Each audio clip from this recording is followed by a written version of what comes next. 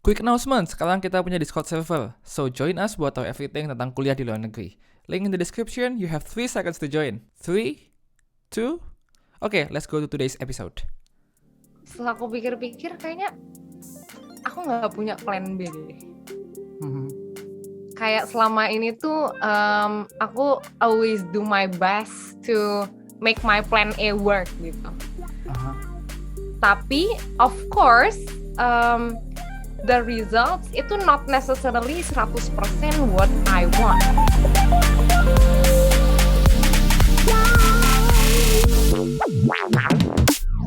Halo semuanya, selamat datang di 15 Menitan Podcast, an official podcast by Abrodemy, di mana kita membagi cerita generasi muda yang sedang berjuang untuk masa depan mereka dan juga masa depan Indonesia. Di sini ada aku Nia dan juga ada Stefan. Halo Stefan. Halo, good afternoon Nia. Good afternoon. Nah, di sini kita akan menemani kalian dalam 15 menitan ke depan. Ini adalah part 2 dari episode bersama dengan Fatia. Pada part 1, Fatia telah menceritakan terkait pengalaman ia selama exchange di Madrid, dan juga pada saat itu ia mendapatkan diskriminasi yang akhirnya mengubah pola pandang hidupnya dan juga mengubah prospek karirnya. Dari yang semula Fatia ingin menjadi pilot, pada akhirnya ia ingin menjadi seperti sekarang, yaitu ingin menjadi UN worker supaya ia dapat membantu orang yang terdiskriminasi. Penasaran dengan cerita di part 1? Kalian bisa nonton langsung di platform podcast favorit kalian, atau kalian juga bisa langsung klik di sini. Jadi buat teman-teman, ini adalah part 2 dan selamat menonton. Tapi kita back to the story gitu kan. And then kayak setelah kamu memutuskan untuk, oke, aku pengen kerja career di UN gitu kan. Is there any changes that you make to your kayak study plan, career plan? Dan bagaimana itu mengalahkan kamu untuk sampai ke resume kalian sekarang? Yes, actually yes. Jadi dulu tuh aku SMA anak IPA gitu. Oh, Cita-citaku waktu SMA tahu nggak jadi apa? Apa? Dokter? Jadi pilot. Oke, that's surprising. Kayak beda banget gitu kan. Intinya dulu tuh pas SMA aku pengen jadi pilot, aku harus kuliah IPA gitu. Aku harus study IPA, fisika dan all of that things. Terus kayak ternyata during one gap year yang aku lakuin di Madrid itu tuh it really changed me, it really changed my life as well. Dan kayak after I know kalau misalnya aku kayaknya mau study di UN, aku wanna study about international issues and help solve them, kayaknya aku harus kuliah international relations. So there goes, aku pulang kayak bisa nggak sih ganti jurusan gitu. Tapi sayangnya nggak bisa. Tapi waktu itu tuh aku mulainya jadi langsung kayak belajar isu-isu sosial juga. Jadi kayak sering ya nonton berita lah. Terus tapi untungnya aku juga kan emang dari dulu pas SMA tuh English debate. Jadi aku emang udah familiar with international relations theory dan issues-issuesnya. Karena kan aku actually arguing for that selama di debate. Jadi aku sebenarnya nggak asing-asing banget. Cuman ya itu waktu itu juga sempetnya tuh mikirnya kayaknya tuh kalau misalnya mau capai mimpiku, aku harus kuliah di luar negeri gitu. Jadi itu apa karena terhalang kamu nggak bisa pindah ke IPS atau it's just kayak karena kamu ingin bekerja di internasional, you have to kuliah di luar negeri gitu? Iya gitu, kayak I believe that kalau misalnya aku terus-terusan terekspos dengan dunia luar, networking itu tuh bakalan accelerate my career gitu sih menurutku. Maksudnya it doesn't mean that kuliah di Indonesia nggak bisa. Of course bisa, orang aku juga daftar SBMPTN gitu. Aku juga dulu sempat ingin kuliah di Indonesia, ingin HIUI gitu kan. Tapi sayangnya waktu itu aku SBMPTN dan nggak keterima gitu di UI. Jujur sedih banget sih, karena waktu itu juga aku belum keterima di Ritsumeikan EPU ini. Jadi waktu itu aku tuh kayak bahkan kayak diambang kayak waduh gap year lagi nih gue gitu. Nah terus untungnya nggak lama setelah pengumuman SBMPTN itu tuh ada pengumuman Ritsumeikan EPU ini. Dan alhamdulillah keterima pakai beasiswa juga gitu. Jadinya ya udah Mungkin memang kalau mungkin ya maybe ya I was just thinking to myself kalau misalnya aku keterima UI dan keterima di sini mungkin aku bakalan galau gitu milih di mana. Jadi kayak ya udahlah Allah sekalian aja nggak kasih aja yang di Jepang sekalian gitu biar let's say kuota seat di UI itu nggak sia-sia gitu biar bisa buat orang lain aja gitu. Jadi kayak ya udah nggak apa-apa, bersyukurlah dapat di Jepang gitu pakai scholarship juga gitu.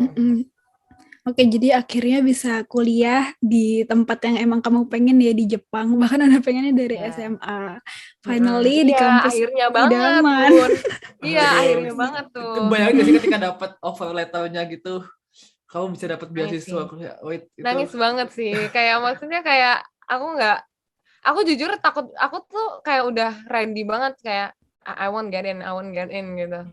Kayak aku tuh udah ready gitu, maksudnya kan aku habis demot, habis gak keterima SBMPTN kan, terus kayak ya aku prepare for the worst aja lah kalau misalnya nggak dapet, ya udah ayo let's go gebir lagi nggak apa-apa. Tapi ternyata alhamdulillah dapet ya, keterima, jadi ya udah deh, seneng lah keterima di sini. Oke, berarti emang semua jalur dicobain, SBM dicobain, terus juga yang juga ke Ritsumeikan dicobain, tapi kan pastinya di dalam perjalanannya itu ya pasti banyak struggle-nya kan, nggak cuma Ritsumeikan juga pasti yang kamu daftar nggak sih? Iya, bahkan aku juga sempet ini daftar universitas swasta di Indonesia, itu tuh kayak cadangan paling cadangan deh gitu. Kayak di Presiden University dan dapat beasiswa juga sih sebenarnya. Jadi kalau cadangan banget tuh di situ sebenarnya.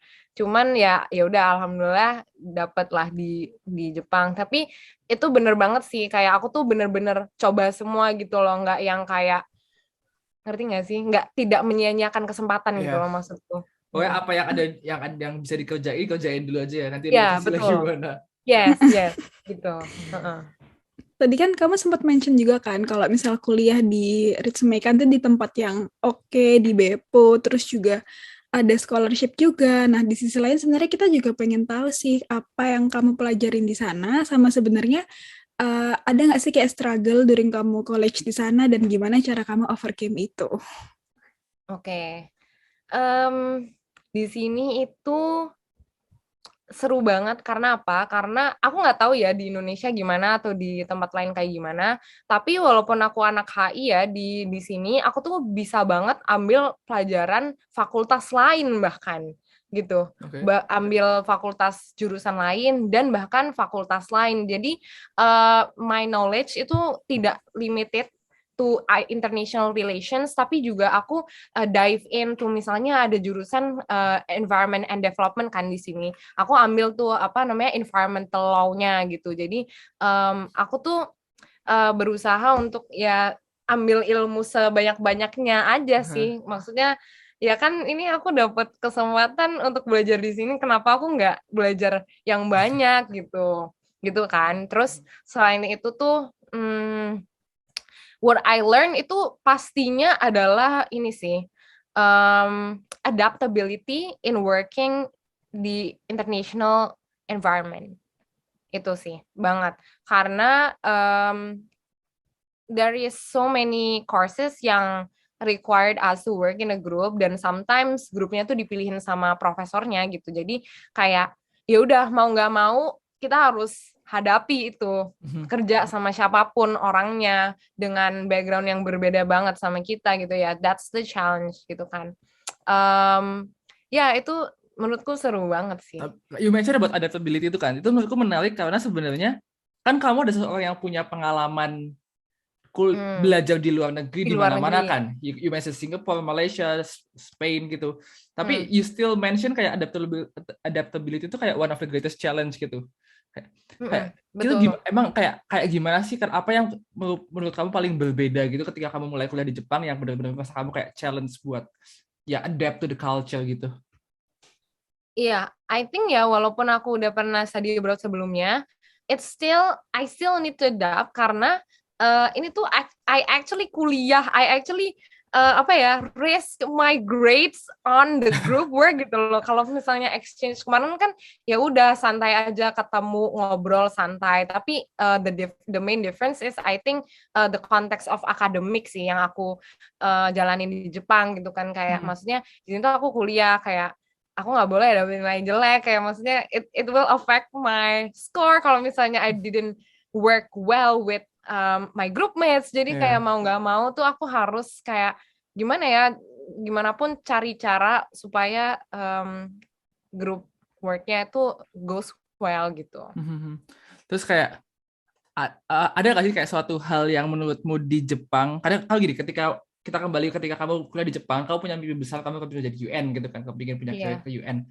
Ada nggak sih suatu peristiwa di Jepang gitu yang membuat antara kamu semakin yakin atau justru kamu malah merasa kayak malah nggak yakin gitu loh buat tetap meneruskan karirmu di sini? Ada nggak satu pengalaman gitu yang membuat kamu kayak rethink your decisions?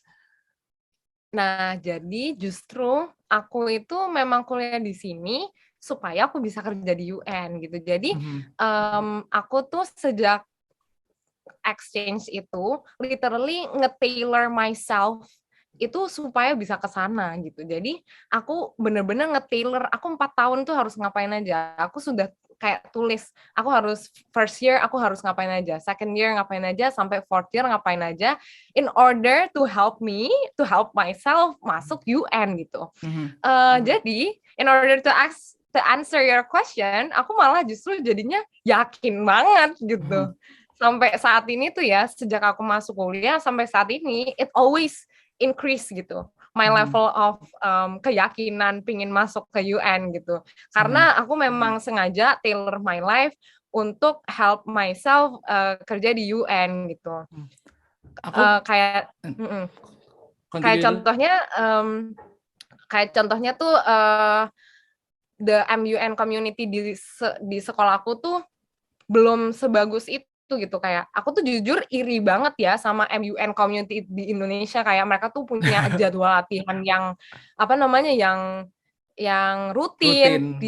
Dilatih sama kakak-kakak tingkatnya dan latihan keras. That's what I want gitu. I want to be in that environment. Tapi di sini tuh nggak kayak gitu, kayak dikit banget lah orangnya, terus kayak community-nya belum terlalu berkembang, terus kayak aku mikir kayak, loh, kenapa kok aku demot? Ya harusnya aku yang memulai aja kalau memang nggak ada gitu. Jadinya akhirnya waktu itu aku kebetulan terpilih jadi top ambassador-nya International MUN. Aku diterbangin sama mereka dari Jepang ke Malaysia untuk attend the event. Terus aku juga selama di sana pokoknya akomodasi full dibayarin mereka lah gitu. Jadi from that experience jadinya aku kayak ngembangin the MUN community in my university. Jadi kayak aku ngajarin adik tingkat how to do MUN, how to make position paper dan lain-lain gitu. Gitu sih. Terus by the time goes by, aku juga kebetulan dapat kesempatan untuk intern di UNICEF waktu pandemi. Jadi sudah satu langkah ya, Bun. Iya, udah satu langkah, kayak #I'm in gitu. Kayak jadi aku udah punya koneksi dengan orang-orang UNICEF Indonesia gitu. Karena kemarin aku sempat juga di feature di UNICEF Indonesia yang pas anak muda berinovasi lewat digital, dan mereka nge-feature aku, mereka actually reach out to me. Jadi kayak one step closer gitu. Asik. Aku pengen tanya sesuatu yang cukup personal, tapi feel free if you don't want to answer ya. Oke. Aku ngelihat Mbak Fathia itu seorang yang sangat plan gitu kan. Kamu punya step by step apa yang kepingin kamu achieve gitu. Kayak nanti kamu bilang first year kamu kepingin ini, second year kepingin ini, seterusnya. Kamu pernah nggak punya plan B kalau misalnya one of them doesn't work gitu? Atau kamu mungkin punya pengalaman di mana salah satu planmu itu tidak berjalan, terus how do you face it? Menarik. Jujur aku nggak pernah ditanya pertanyaan ini sebelumnya ya. Jadi ini aku rada mikir nih. Take your time kalau kamu menjawab, tapi kalau nggak pun juga nggak apa-apa. Jujur, setelah aku pikir-pikir kayaknya aku nggak punya plan B deh. Kayak selama ini tuh aku always do my best to make my plan A work gitu. Tapi of course the results itu not necessarily 100% what I want gitu kan. Contohnya yang what I wrote di notesku tentang kayak what I want to do di APU, itu I wrote that in my third year I want to intern in the UN HQ di New York gitu kan. Okay. But of course COVID happened, aku nggak bisa do that. Tapi digantikan sama Tuhan, aku bisa intern di UNICEF. Walaupun aku nggak di headquarter, walaupun aku nggak di New York, but still itu the internship was from New York, gitu kan. Jadi gitu sih. Jadi I always try my best to make plan A work, tapi memang resultnya nggak selalu A gitu. Bisa jadi resultnya itu B gitu. Lalu it's interesting kayak point of view gitu kan sebenarnya. Kayak dimana ya of course kita kan nggak punya control on everything ya, apalagi kayak COVID, kayak who predicts that this going to happen? Yeah, gitu kan? I never, aku nggak pernah nyangka aku bakal live in a pandemic. Ya kan makanya. Terus tapi kayak aku kepingin tahu misalnya contohnya kayak tadi you had a dream, kalau you had a goal bahwa tahun ketiga kamu kepingin intern di UNHQ dan akhirnya kamu bisa dibilang kan it's kind of kalau orang ngelihat itu okay, you failed karena kamu nggak berhasil di sana. Tapi benar. Bagaimana kamu ngelihat I didn't fail, aku cuma mendapat suatu hal yang lain yang menurutku itu punya pelajaran yang lain gitu nggak sih jatuhnya? Iya benar. Iya. Iya sih. Jadi gini ceritanya kayak it's a matter of perspective kan ya, perspective and mindset gitu. Di dalam hidupku ini I failed so many times gitu loh. Kayak maksudnya people have their own journey ya. Ada sih memang orang yang kayak di masa mudanya tuh at the peak of their life gitu kan. Kayak wah semuanya tercapai gitu, nggak ada kegagalan gitu. Nah, how I see myself itu aku tuh orangnya tuh harus nggak tahu ya. This is what I experience gitu. Kalau aku tuh orangnya tuh harus dikasih gagal dulu gitu, baru misalnya baru dapat sukses gitu loh. Kayak kalau aku tuh I always face failure dulu gitu loh. Kayak misalnya dulu aku exchange ke Spanyol itu bukan my first attempt seleksi exchange gitu loh. Jadinya kayak gara-gara itu tuh kayak aku jadinya kayak capek kan kalau misalnya kita ngelihatnya itu sebagai kegagalan terus gitu. Jadinya tuh karena all of those failures, aku sendiri misalnya kayak I introspeksi diri kayak no, that's actually not a failure loh gitu. Kayak itu tuh adalah hal lain yang mungkin tuh bakalan have more value for you, atau bahkan kayak another step to reach your goal gitu loh. Yang ini actually kayak itu sesuatu gitu. Ini kayak sesuatu yang sebenarnya nggak orang lihat kan sebenarnya. Apalagi kayak kita bisa bilang Fathia kayak ya bisa dibilang kayak influencer juga kan, di mana you have so much followers in Instagram, di mana yang they really adore you and they look up to you gitu kan. Tapi mereka nggak pernah mungkin melihat bahwa karena failure itu kan adalah part of everyday kan. Kayak kita selalu face failure everyday. Tapi kadang kita juga ngerasa kalau ngelihat orang-orang kayak Fathia gitu yang with your successes, orang jarang kadang-kadang kita lupa gitu loh kalau everyone faces failure.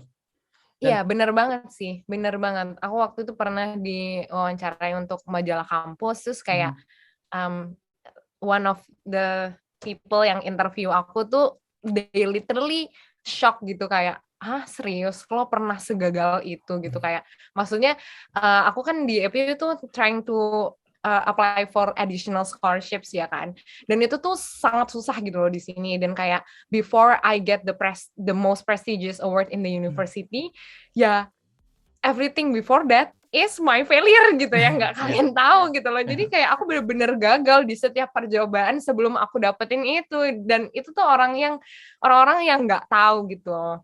Bener banget sih. Barusan kita telah mendengarkan bagaimana Fathia berusaha untuk tailoring herself supaya ia dapat selangkah lebih dekat terhadap her dream job, yaitu sebagai UN worker. Dan pada part 3, kita juga akan membahas terkait organisasi yang Fathia bangun dari nol, yaitu Shape Your Life. Buat teman-teman, kalian bisa menontonnya dan juga mendengarkannya, yaitu di YouTube Podcast 15 Menitan dan juga di platform podcast favorit kalian. Jadi jangan lupa dan jangan sampai ketinggalan. Kita akan bertemu setiap hari Selasa.